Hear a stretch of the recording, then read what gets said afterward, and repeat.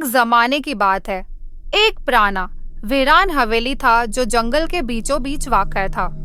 इस हवेली का एक कमरा खास तौर पर मशहूर था, जो हमेशा से बंद रहता था और जिसे सब डूबने वाला कमरा कहते थे।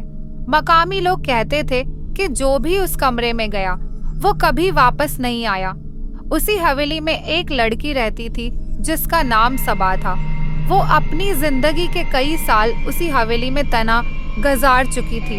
उसे बचपन में ही वहां लाकर कैद कर दिया गया था और वो अपनी आज़ादी के लिए तड़प रही थी। उसे याद नहीं था कि उसके वालिदैन कौन थे और वो यहाँ क्यों कैद थी। उसका सिर्फ इतना पता था कि यहाँ से निकलना नामुमकिन था। उस कमरे में हर रात अजब सी आवाज़ें आती थीं, कभी कदमों की चाप, कभी किसी के रोने की आवाज़ और कभी कभी तो किसी का नाम लेकर बुलाने की आवाज़ें आते। सबा जानती थी कि वो अकेली नहीं है, कोई और भी वहाँ था और वो उसे दिखाई ना देता था, लेकिन हमेशा उसका पीछा करता था।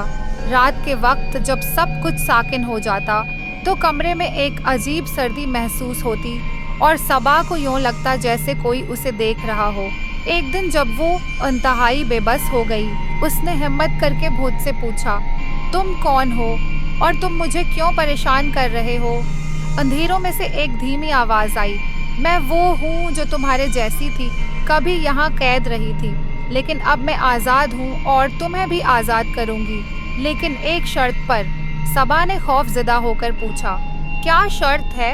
आवाज़ ने कहा, इस हवेली का राज मालूम करो, वो राज जिसे जानने के बाद तुम भी उस कैद से आज़ाद हो जाओगी, लेकिन इसमें तुम्हें अपनी जिंदगी का खतरा मोल लेना पड़ेगा। सबा को अब फैसला करना था कि वो इस खतरनाक भेद को जानने की कोशिश करे या अपनी जिंदगी उसी कैद में गुजार दे। सबा ने हिम्मत की और कमरे की दीवारों में छुपे राजों को तलाश करना शुरू किया। हर रात वो आवाजें मजीद करीब आते और हर रात भूत की मौजूदगी और ज्यादा महसूस होती। आखिरकार सबा को एक छुपा हुआ दरवाजा मिला।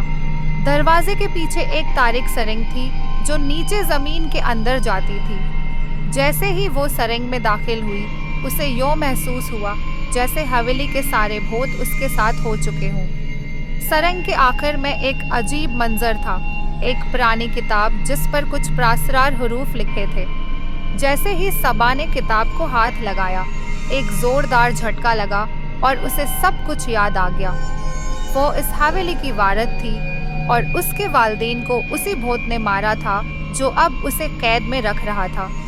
भूत का राज जानकर सबा को एक छुपी हुई ताकत मिल गई जिससे उसने खुद को आज़ाद कर लिया। हवेली की भूत अब खत्म हो चुकी थी और सबा आज़ाद थी, लेकिन उसने यह हवेली कभी नहीं छोड़ी क्योंकि अब वो खुद उसका राजदार बन चुकी थी। अख्ताम।